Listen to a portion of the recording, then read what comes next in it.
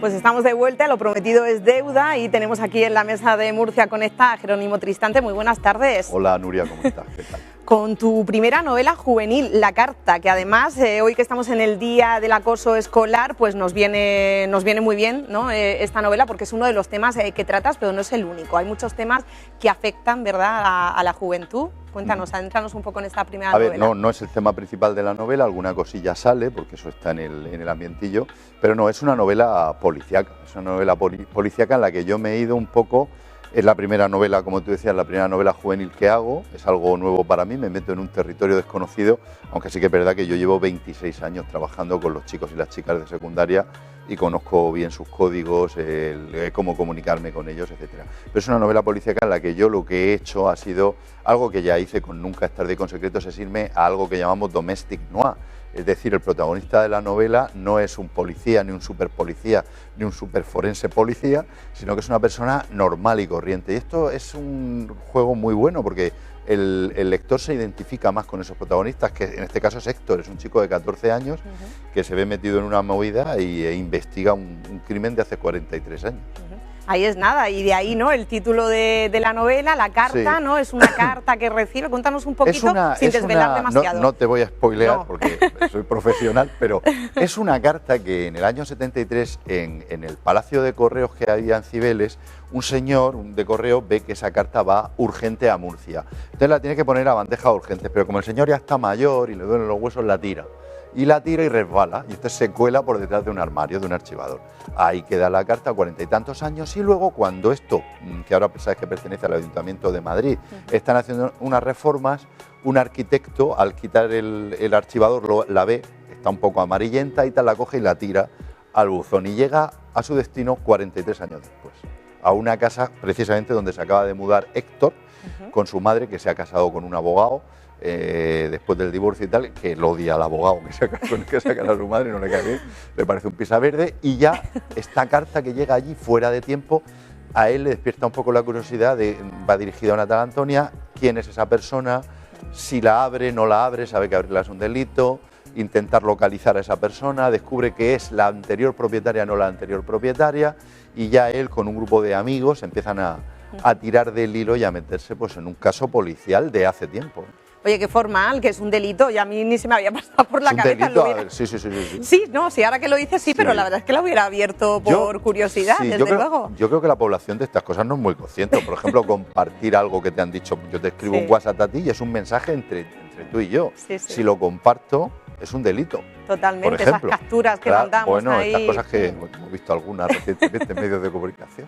En fin, o sea que el trabajo de campo ya lo habías hecho con esos 25 años en la docencia y sabías un poco, ¿no?, en qué ahondar. Hemos dicho que el acoso escolar es uno de los temas, pero no es el único, hay cosas que preocupan, ¿no?, a la juventud. Sí, yo más que intentar hacer una novela ahí con moralina y tal, que ni siquiera las hago cuando las que hago sobre el posfranquismo, sobre la guerra civil, no entro en ese registro, yo suelo poner los hechos encima de la mesa, los personajes hablan por sí mismos, unos tienen una opinión, otros otras, y el lector saca sus conclusiones.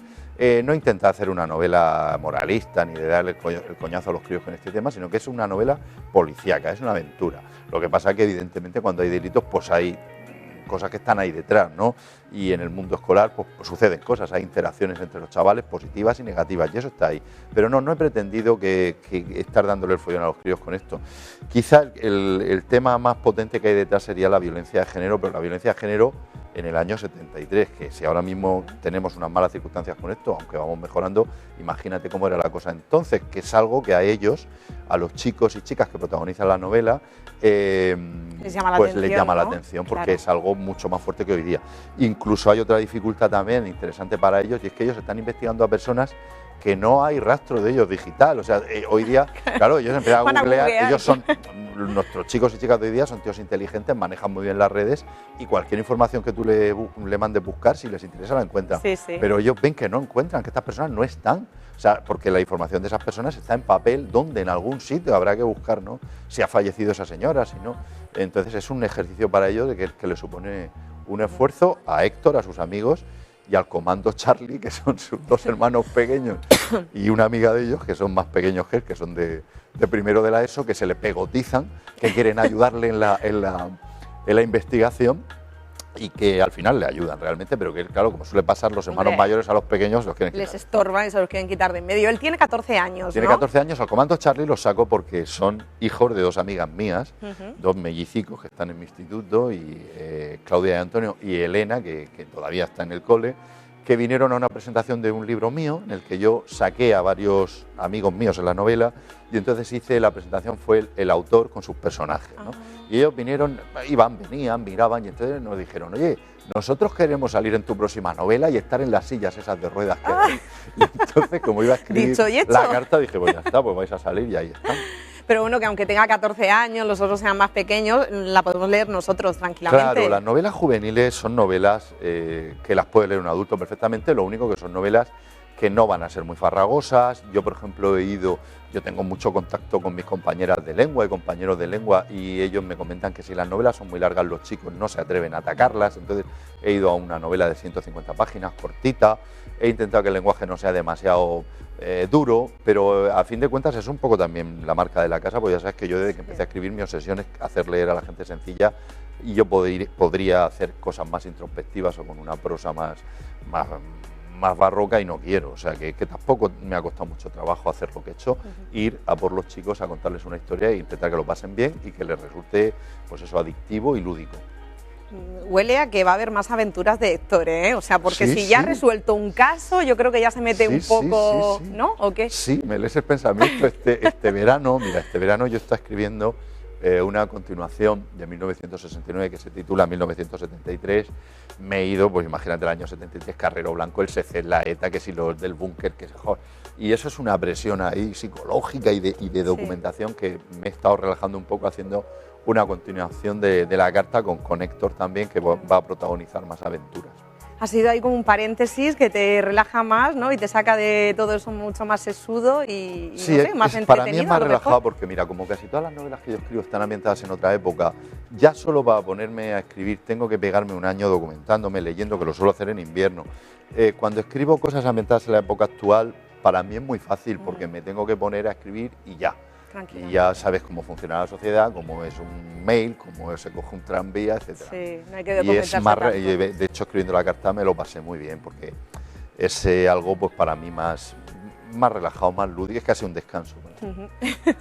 Ha cambiado mucho la literatura juvenil de hace, pues no sé, 20 años, 30, a esta parte. A ver, yo, por ejemplo, con respecto, mira, yo el domingo, el sábado tengo una charla muy chula, una conferencia en Molina de Segura, que se llama Las afinidades selectivas. Es un ciclo en el que distintas personas que tenemos distintas profesiones y con cierta prevalencia, digamos, en la sociedad o cierto protagonismo, tenemos que hablar de nuestro trabajo y de qué cosas nos han influido, ¿no? Y qué afinidades selectivas hemos tenido. Y precisamente voy a hablar de esto. Y voy a hablar de cómo empecé yo a leer, qué leí al principio, etc. Entonces yo sí que observo a lo mejor, yo leía Los 7 secretos, Los 5 de Enid Blyton, que eran unas aventuras maravillosas. Sí, los Hollister, A ¿no? mi hija cuando era pequeña le di a leer alguna y yo creo que han aguantado bien, bien. Lo que pasa es que ahora yo creo que hay una literatura juvenil ñoña, pero también la hay dura, real, que a los críos yo creo que les gusta más. Entonces, ha evolucionado un poco. También ha evolucionado más hacia el tema fantástico, hacia esas sagas de temas tipo Sin Sajo, etcétera. Han hecho cosas muy chulas, porque por ejemplo las novelas de Percy Jackson, que le permiten a los críos aprender lo que es la mitología griega pasándoselo cojonudamente. Sí. Hay cosas que han sido como más innovadoras, porque a mí Los 5 y Los 7 secretos creo que han aguantado bien, sí. Pero esas aventuras de comes un sándwich, el faro con los propagandistas, sí. los contrabandistas se los detienen a todos, sí. Pero yo creo que hoy acabarían descuartizados en una bañera por unos narcotraficantes rusos probablemente. Hay que meter un poco más de vidilla, ¿no? Ahora está la cosa más dura, creo yo. Bueno, a mí sí me recuerda un poco a las aventuras de Flanagan, de Jordi Sierra y Fabra y Andreu Martín, ¿verdad? Sí. Y me ha recordado así un poco al personaje, y es verdad que enganchaba, que era muy guay porque era así jovencito y tal. Es un truco, o sea, es un truco que yo ya lo he empleado en varias novelas, lo que te decía del domestic noir, ¿no? Sí. Que el protagonista sea una persona lo más normal posible. Entonces, claro, el lector, la novela policíaca es la novela más lúdica de todas. O sea, ¿a qué jugamos? Jugamos a que un tío lleva la cámara y tú vas con él resolviendo el caso, haciendo lo que los franceses hacen la encuesta, pregunto a de aquí sacó un papel y vas haciendo un puzzle, y eso a los que nos gusta leer nos lo pasamos genial. Claro, esto si el protagonista es una persona como tú o como yo, es un crío de 14 años, es un chico que es cámara, pues es más fácil que te metas en esa película, ¿no? Y lo vives de una manera más intensa. Por eso yo creo que es un buen truco de cuentacuentos el que el protagonista sea un chico de 14 años. Y para dejar un poco las pantallas de lado, ¿no? Y enganchar hay que buscarse las mañas por donde sea, ¿no? Sí, yo creo que la juventud actual lee poco, pero sí sabemos que los que leen muchísimo, porque hay una oferta de infantil juvenil muy potente. Yo creo que también ellos leen en otros formatos. Nosotros nos escandalizamos mucho.